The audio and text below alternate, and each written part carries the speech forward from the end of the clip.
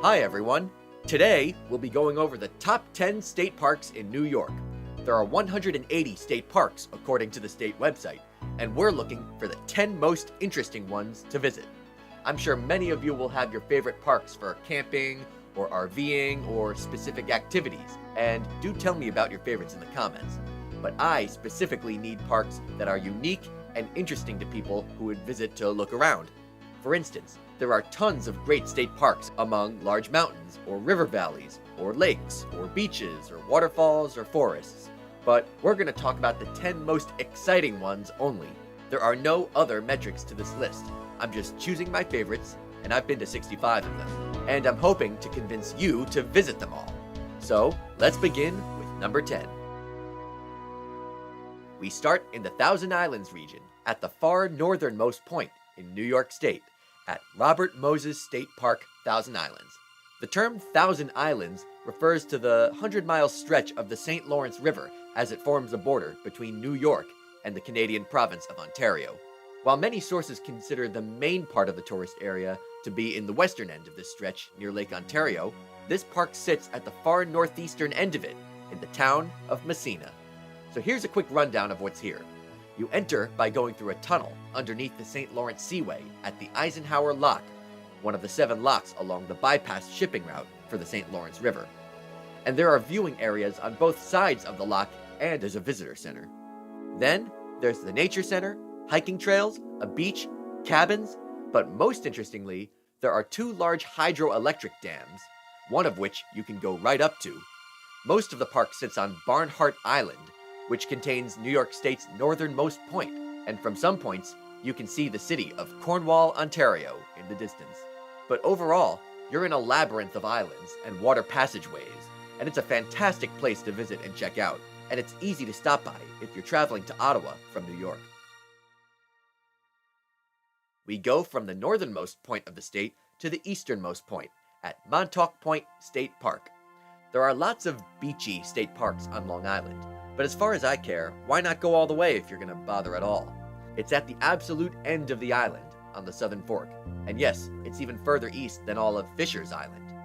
The centerpiece is the Montauk Point Lighthouse, which is the oldest lighthouse in the state, right at the end, where the Long Island Sound meets the Block Island Sound and the Atlantic Ocean.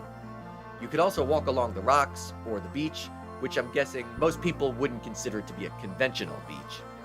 There are also trails through the dunes and wetlands to the north, and it goes as far as the Oyster Pond.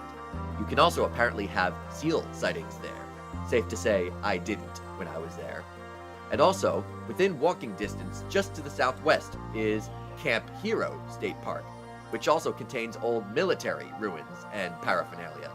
Now, Montauk Point is quite a hike from New York City, or other well-populated parts of Long Island. But it's definitely a nice, different feel from the rest of the state, if you can make the trip over. We head to the Syracuse area, to a park that constantly ranks high on online lists, Green Lakes State Park. I do think it's a little overrated, and it's not in a very interesting area geographically. But as you might guess, the centerpieces are the 2 glacial lakes, and they are definitely an interesting color. There's a beach and walking trails around the lakes, and between them through the woods and small valley. There are other walking trails, and camping, and it's also right along the Old Erie Canal State Park, which is convenient if you travel here on bike, like I did.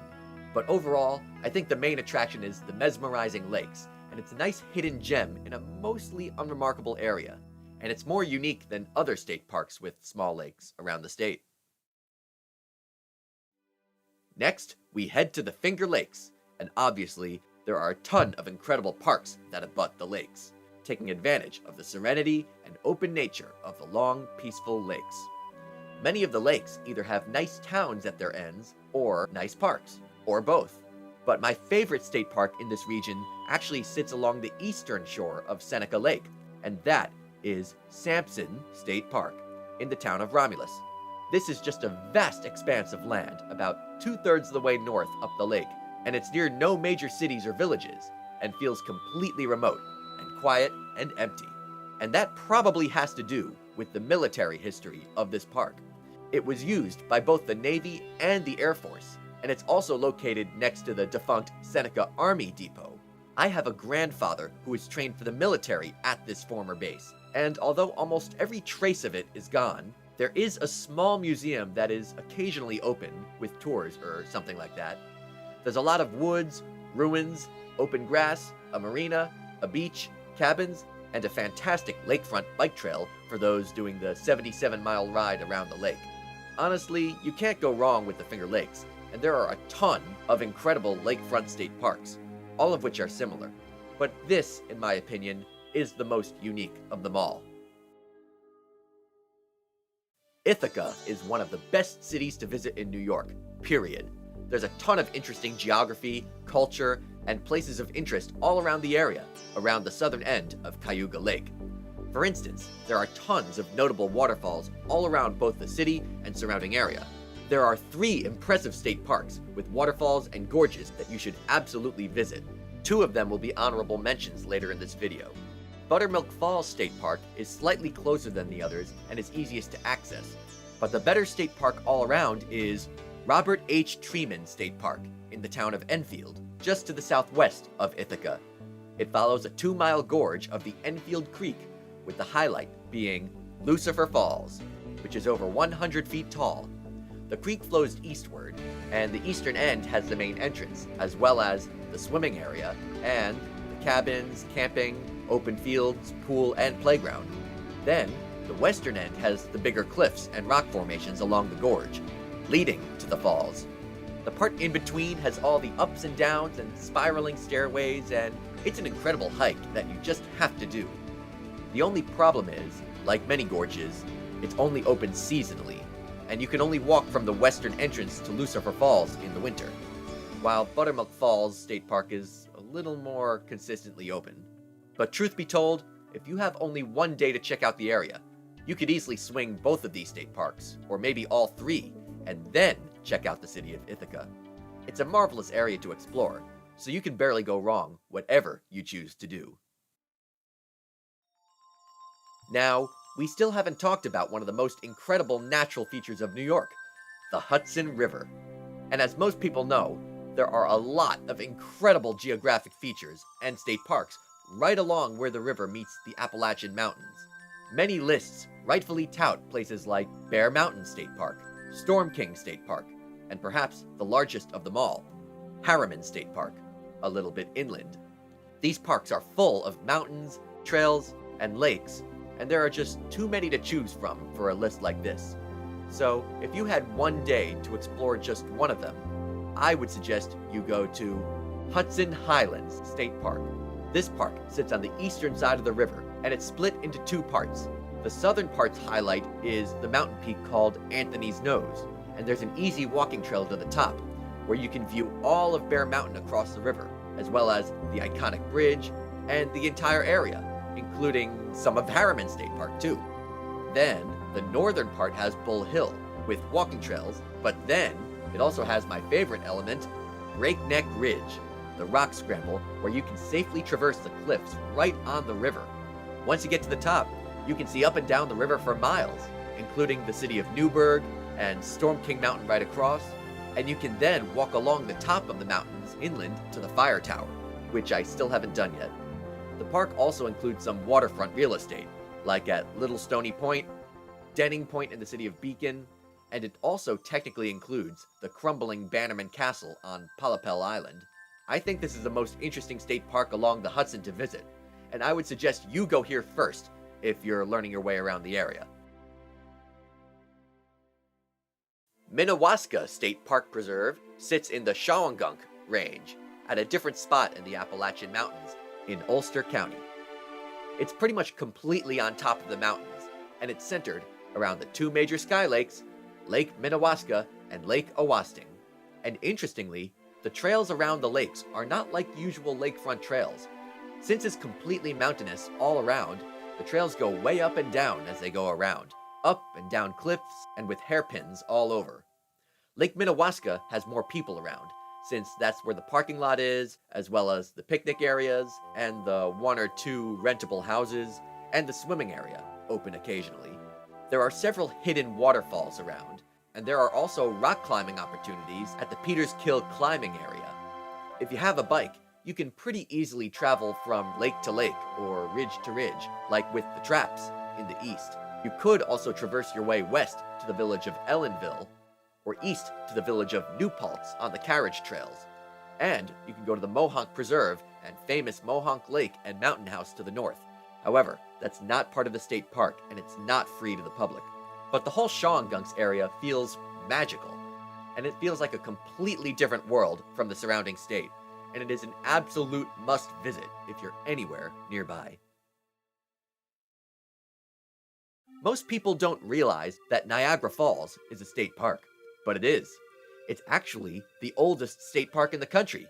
I'm sure all of you know Niagara Falls, and most of you know that most tourists prefer the Canadian Ontario side of the falls, since there's a better view altogether and there are way more touristy things there. And also, the city of Niagara Falls, New York is pretty awful all around. There is a modest, artificial feeling tourist area in town, but the state park, surprisingly, is actually very nice. The mainland portion has an observation deck, monuments, and lots of benches and viewing areas, and it seems like a nicer than usual city park. From there, though, you're viewing the smaller portion of the falls, known as the American Falls. Then, there's the more interesting Goat Island portion of the park, which sits between the two sections of the falls. There, you can go up to the bigger falls, known as Horseshoe Falls, but only seasonally. This is the closest you can get in the winter, even with no snow or ice. The northern and southern edges of the island have tons of rapids, and I like the pedestrian bridges to and from the mainland. Then there's the Three Sisters Islands and the Cave of the Winds attraction, which is no longer a cave, but it does take you down to the water level. I don't think I need to explain why you should visit Niagara Falls in general, and I think this is an obvious choice for the top 3. Now, before we discuss the final 2 parks on this list, I'm going to display the 10 honorable mentions now. Again, there are so many good ones to choose from, so let me know in the comments your favorite state parks. Just make sure they're state parks. I won't entertain any that aren't. Okay, so it should be obvious what the top 2 are. Let's put them on the screen. You can't go wrong with either of these, and I know half of you will be happy and half of you will be disappointed with whichever one I pick for number 1. But I already stated in another video that my favorite was Watkins Glen, so let's talk about the other first.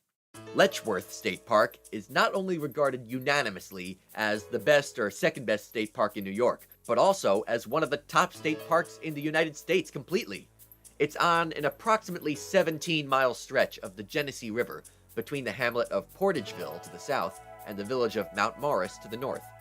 Now, the Genesee River flows north from Potter County, Pennsylvania, to Lake Ontario at Rochester, and it's generally a relatively unimpressive river, other than the waterfall in downtown Rochester. But suddenly, at Letchworth State Park, it turns into a gigantic gorge over 500 feet deep, which makes people call it, the predictable moniker, the Grand Canyon of the East. The park is continuous over this stretch, but the most popular spots are at the ends. The south end is the main area, and it has the main entrances, parking, camping, visitor center, and gorge trail. But most importantly, it has the 3 large waterfalls and the footbridge. The northern end has the Mount Morris Dam recreation area and the other visitor center. But there are overlooks throughout the whole stretch. But wherever you go in the park, you're looking at the most spectacularly large gorge you could possibly imagine in the Northeast. And it should be a top priority to head there and take it all in for yourself.